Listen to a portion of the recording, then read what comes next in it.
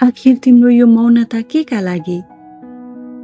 तिमी त हाँस्नु पर्ने, नाच्नु पर्ने, रमाउनु पर्ने चञ्चल मान्छे पो त। किन यो कालो मडारिएको बादल जस्तै अनुहार बनाएकी भन त? तिमी त संसार जित्छु भनी निस्केकी पो हौ त।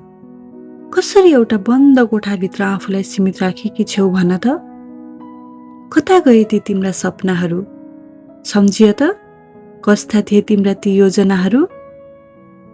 यसरी आफू नै विलिन हुने गरी यो ठुलो सहरको एउटा सानो कोठाभित्र आफ्नो सपना र आफू बीच यति ठुलो खाडल किन बनाएकी?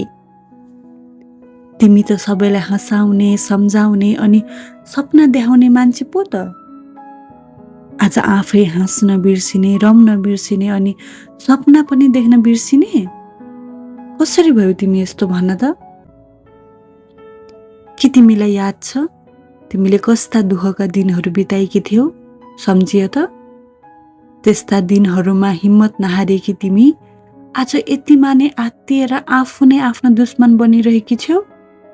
आफूलाई माया गर्न छाडी बन्दी बनाइराखिरहेकी छेउ। तिमी त यो संसारकी एउटा अद्भुत सिर्जना पो हौ त। हेर आफूलाई यसरी व्यर्थ हुन नदेऊ। फेरि ती सुन्दर नयनले संसार हेर, सपना देख, भविष्यका योजनाहरू बनाऊ, हाँस, नाच, रमाऊ, आफूलाई माया देऊ। साँच्चै नै तिमी मायाको हकदार छेउ।